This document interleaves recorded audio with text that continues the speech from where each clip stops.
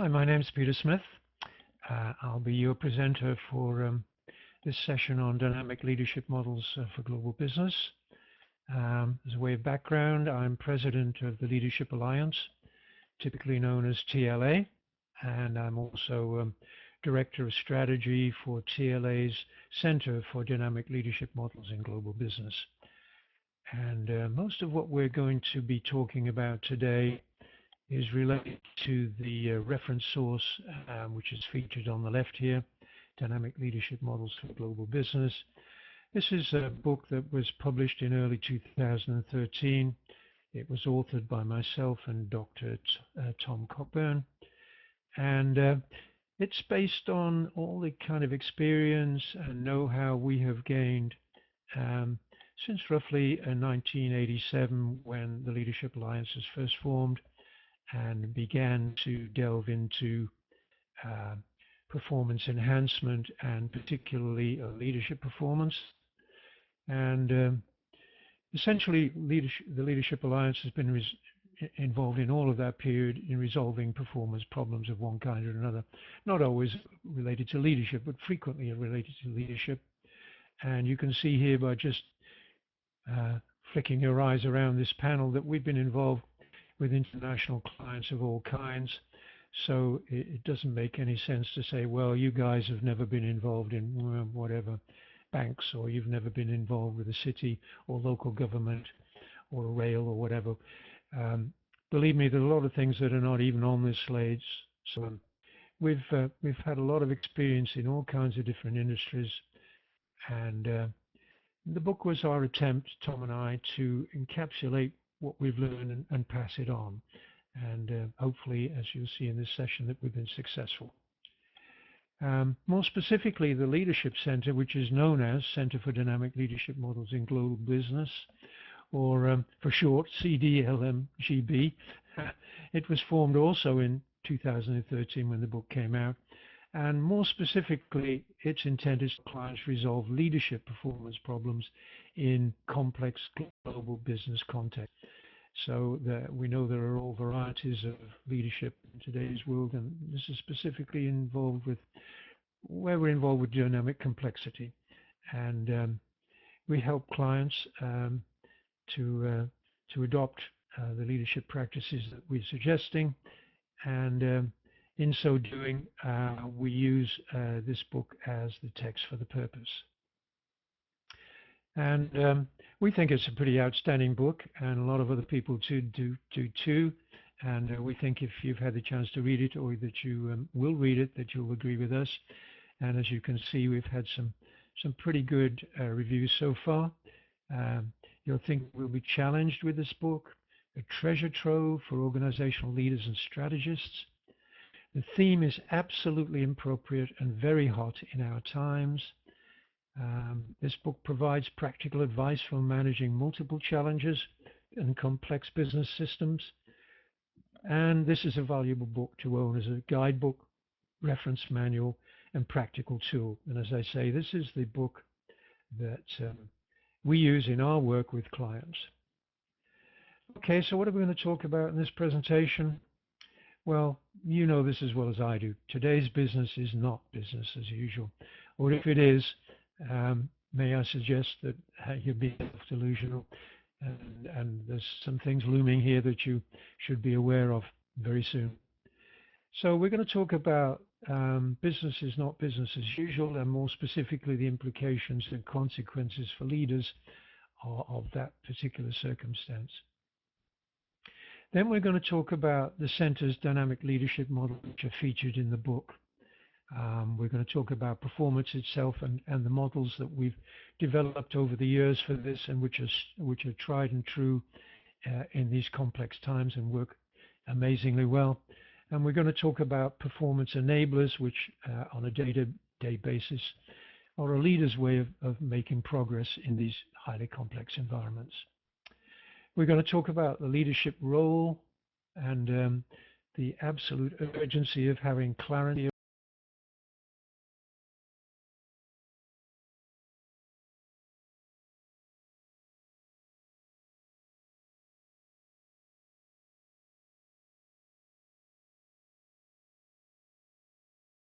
judge poorly. So the leadership role is your scoreboard, and we'll be emphasizing that you need a lot of clarity around that. Then we'll move on to the processes, the performance fundamentals, and we'll talk about involving others, which is a very important factor in the kind of practices that we're advocating. And finally, we'll talk about success criteria. That is the way that you will be judged, and again, how you might want to change that or deal with it. And finally, we will say a little bit about performance appraisal. The book that we've been talking about contains at least 2 personal appraisals that a leader may undertake on their own or in company with others to judge whether they have what is required to perform in their particular context. But on a more general level, TLA and also the Center will run on for individuals or for the organization more broad-based appraisals where you'll get an independent view of what it is you know or the organization knows, and what would be required for you to make progress against the particular performance that you have to comply with. So let's talk a little bit about these complex business contexts and the fact that business is not business as usual. And this is a diagram that was developed originally to explain how things have changed. If we look down in the bottom right-hand quadrant, we'll see that, I don't know, around about the time TLA was formed, we were still in the simple phase of business. You could decide what it is you wanted to do. You could go ahead and map out the steps that would get you there. And from year to year and minute to minute and day by day, you could just simply reproduce those steps, and in all probability they would get you there. Yeah, sure, once in a while something would go wrong, but if it did, you could sense, you could figure out which step it was that did not work, and respond to it by just simply setting that step right. And you could, in other words, work on best practices. What worked last week, last year, would work again. So there was no problem in working from your own manuals, if you will. In this sense, the categorization step and so forth, it's a bit like using stepping stones to go across a river. So as long as the stepping stones are there, you keep on using them. If one gets dislodged, you simply put it back somehow or another, or replace it, and you keep the same route over there. You don't change anything very much. Well, now, somewhere around about the early 90s, late 80s and early 90s, when TLA really began to gain traction as a business, we went into the complicated times. And complicated business is when there are more than one way to cross the river, if you will. So we could go across one set of stepping stones, but there are alternatives. And it's a bit like mixing paint. You want to mix A with B, and with C, and with D, or you could mix in X or Y along the way to get a different color. So depending on what you want, you would do different routes, but essentially the way forward was the same. And so in this sense, good practice was okay, because again, you would use the various stepping stones you'd used in the past, but you might want to use different routes to get there depending on the circumstances. For instance, if the river was high, it may be you had to use a different route, or if it was raining and some of the stones were slippy and mossy on that side, you might have moved over onto this side. So there was a way through, and as long as you sensed and analyzed, so you analyzed the circumstances, decided on the basis of analysis what you wanted to do, you could move forward. Again, much the same thing, that you can replace a broken part along the way, but in this case you would have to analyze which broken part you really needed to replace. It would not be obvious as it was in the simple times. Well, today and since the millennium, we're in a highly different era. Now, nothing is so constant as surprise. Basically, you've got absolutely no way to get across the river. And you may pick a spot that you'd like to get to, but the likelihood is that when you undertake getting there, you will end up in a very different place. In other words, where you end up is emergent. So if you have a product that you want to produce, the way that you produce it will depend on the circumstances as you go along, and you may indeed end up with a slightly different project than you envisage, or even a very different product than you envisage. In these circumstances, everything is to do with experimentation. So every day we're experimenting, and we're freshly experimenting. We cannot reply to any great extent on good practice or best practice.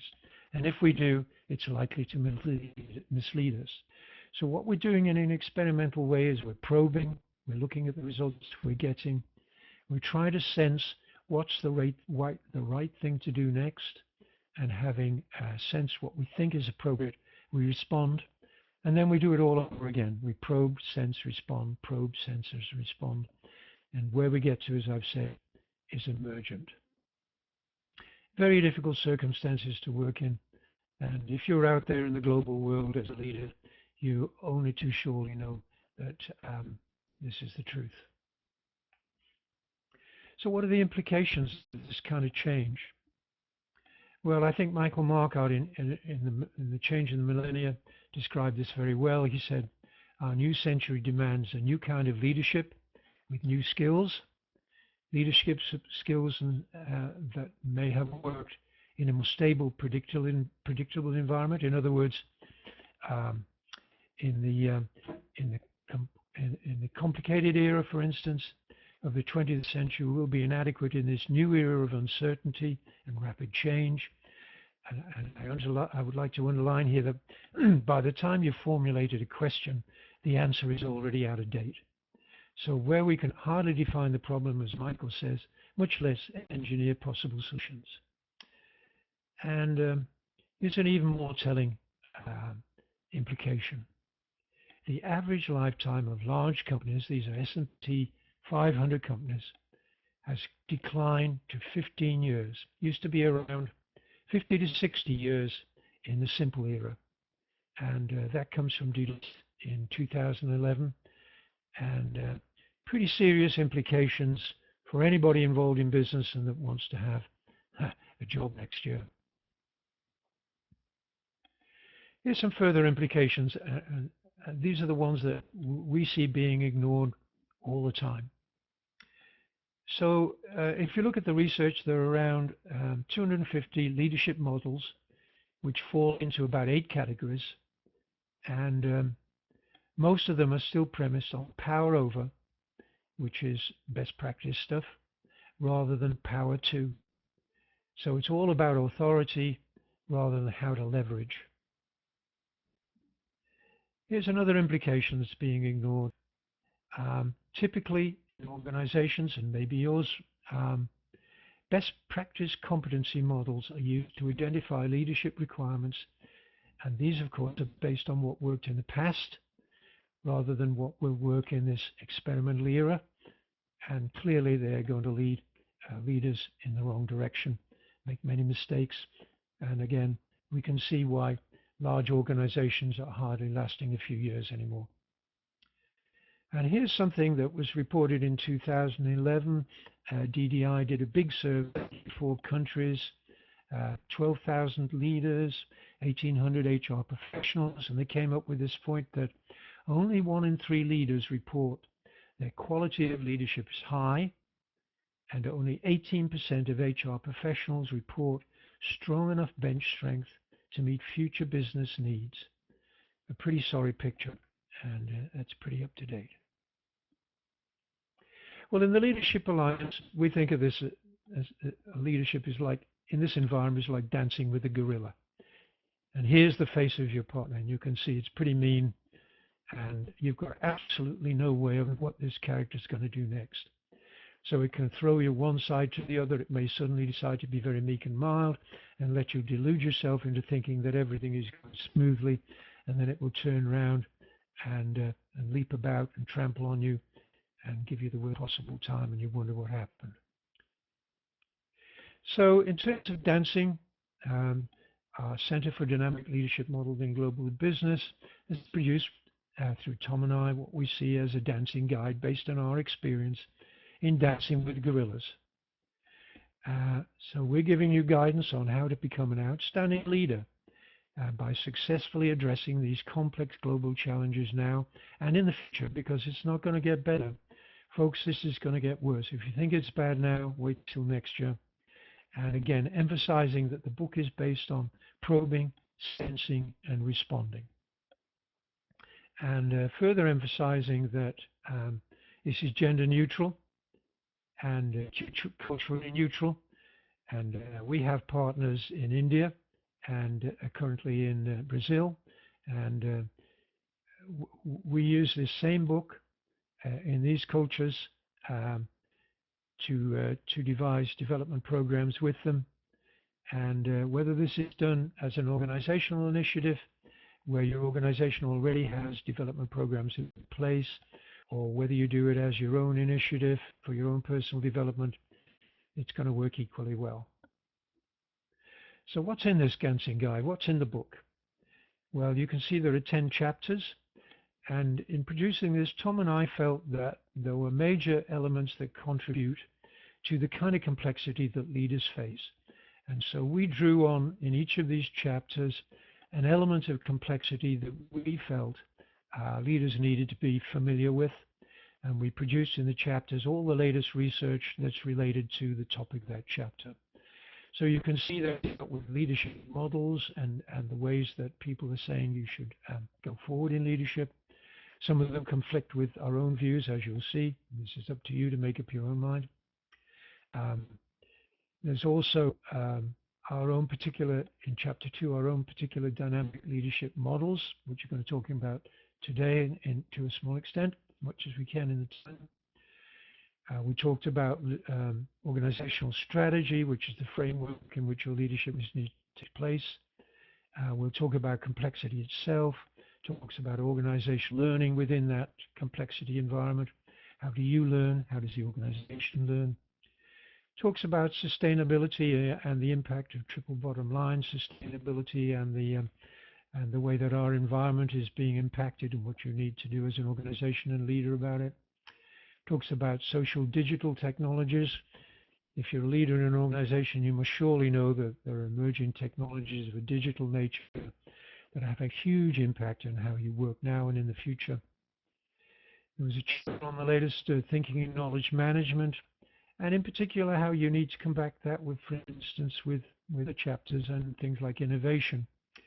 And particularly I should emphasize here that we're not talking about innovation simply innovating the products that you produce, but we're talking about innovation in a broader context, where we call this learning to innovate rather than innovating to learn. And what you're doing here is looking at the very basics of what it is you do in strategy or leadership, how your business operates, and trying to find new ways to innovate. And the analogy I would give here is high jumping.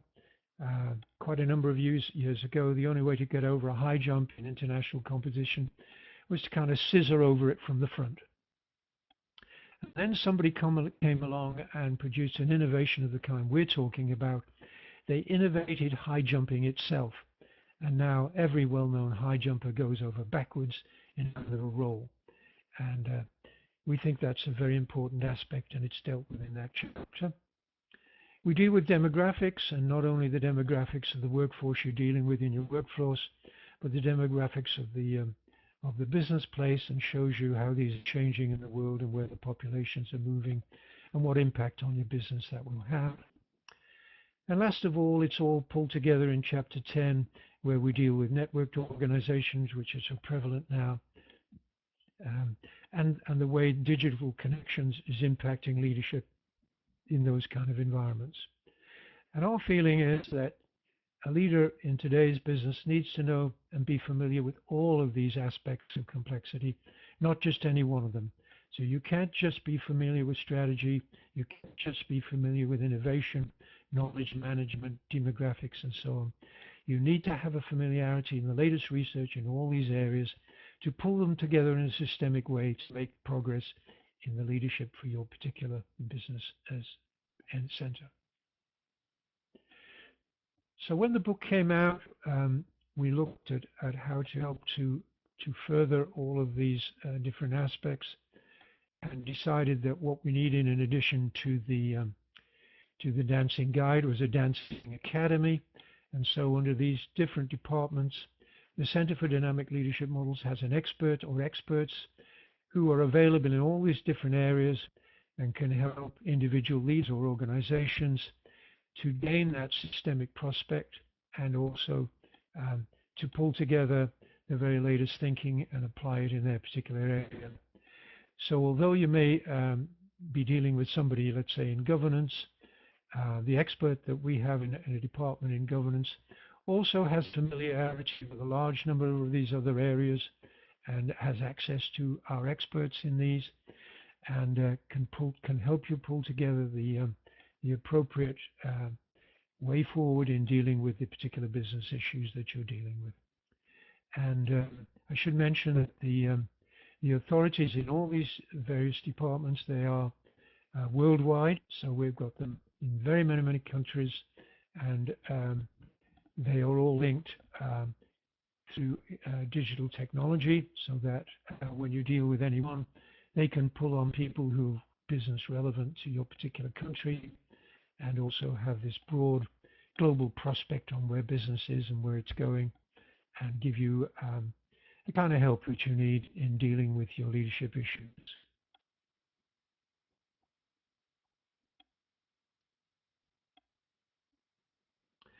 Let's talk a little bit now about performance itself and what we call performance enablers. For many years, the Leadership Alliance has described performance as based on, as a system which is based on 3 members. And these are the 3 members of the system shown in the Venn diagram here: focus, capability, and will. Focus is all about knowing exactly all the details of the performance that is to be undertaken, whether it's organizational or leadership. So we need to answer questions like who is going to perform this, what is to be performed, how will it be performed, when is it going to be done, what is it, and so on. So these are typically the questions that people have in their heads, and the information that they carry in their heads, the knowledge that you have in your head.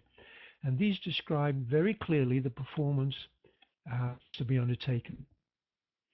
Next is capability, and it's all about the wherewithal to carry out, in a physical sense, the performance that's been described very clearly in focus. So, do you have a personal computer? Do you have the skills? Are the buildings available to carry out this? Do we have the machinery? Do we have the know-how? Do we have the budget? All of these kinds of things are part of the wherewithal of capability. So as long as focus has been described very clearly and appropriately, we can decide if we have the capability to do it. And finally, if we have a very clear picture of what it is we're going to do, or the organization's going to do, and we have all the capability to do it, there is a big question: the will to do it. And now we get into all the emotional things that go into this. So does the organization have the will to do it? Do you as an individual have the will to carry out this leadership role? So for instance, you might be told what it is you're going to do and have a very clear picture in your mind. You might decide you have all the capability and the will to do it, but there's absolutely no way you're going to carry out because it's suicide. So these 3 things each affects the other. So if you know the focus, it will affect whether I want to do it or not. If I have the capability, it will affect the focus, and so on all around, because we can say, okay, this is what I can do, therefore this is only the focus, and this is only the particular thing that I'm able of doing. So these interact, and in the Venn diagram where they fully in agreement, they overlap one another completely, this says, okay, we have all the focus, we have all the capability, we have all the will to do this, we can perform the role absolutely adequately. It's very rarely happens in practice, as you can imagine, because These three circles are constantly moving as we learn more about what it's going on a day-to-day basis or an hour-to-day to do by hour basis. So typically at the beginning of an assignment, we visualize these three circles being completely overlapping, but within a few minutes or days, they start to spring apart as the diagram is shown here. And learning then is how we go about moving them into congruence. And we'll talk more about that in a few moments. So that learning comes from the role performance itself, how it's being carried out, and feeding back into these three circles. And on an enabler basis, we can ask ourselves, what would help us to have more focus? What would enable us to get the role performance we want by having more focus, by having more capability or more will? And how could we learn to get that? So, for instance, an enabler could be under focus as simple as wandering down the corridor, talking to a colleague and getting to know more about the role performance we're asked for.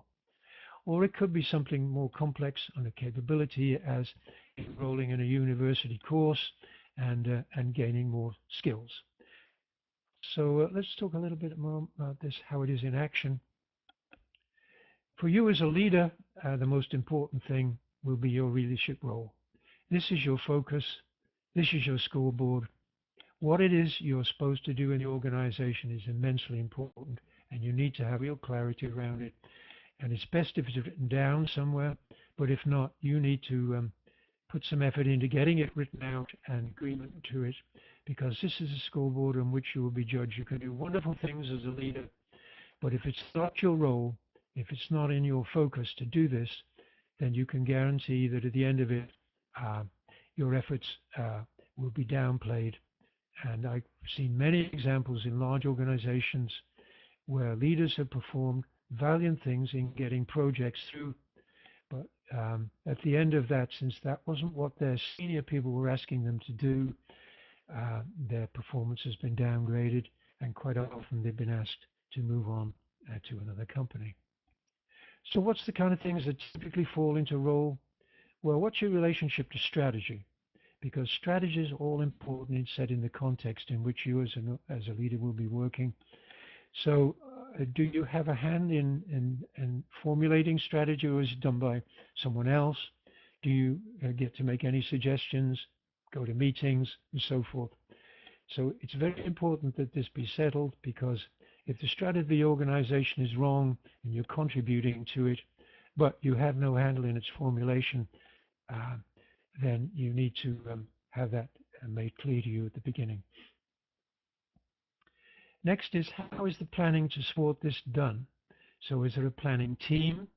Is there a planning department? Do they hand out all the rules on how to go forward? Or are you allowed to make suggestions based on your experience with clients and so forth? The very important questions fall in there. Next is organizing the people themselves, the people that report to you or to others. How are you involved in teams? Do you get to set team objectives and so forth? How is all that handled? And how will you implement the plans? And are you involved in development and efforts of others? And how do you ensure, in the last quadrant, continuous improvement? So do you ever get a voice in any of this?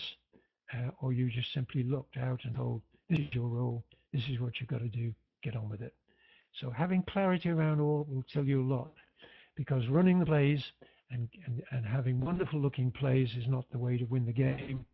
In the end, it has to be on the scoreboard, and you've got to show results along with your role to satisfy the people in your organization that you're operating appropriately. So again, where does this probing, sensing, responding come in? What do you do about this role? How do you develop enablers? And this is detailed in the book. But essentially what you do is you have a leadership role, you're clear about it, you just simply discharge it. So in segment 1, you carry out your leadership role. In segment 2, on a very continual basis, so either minute by minute, day by day, hour by hour, whatever it is, whenever you have the chance, take a look at the results that you're achieving, compare them to the role, think about the results in that next quadrant, and reach some conclusions. Try to figure out what needs to be done about it. If you're getting great results, how do you continue getting great results? Remembering that you're in this complex environment where what worked yesterday may not work tomorrow. So you put this down to experience. Yeah, it worked well. I'll try this again, but I understand it may not work. So I don't put all my money on it. I'm probing, I'm sensing, I'm responding as best I can, and I'm looking ahead to developing enablers, which may say, okay, it hasn't worked as well as I thought it was going to work. What do I do about it? Where do I change the focus? Where do I change the capability? And indeed, where do I change the will? Do I or my partners have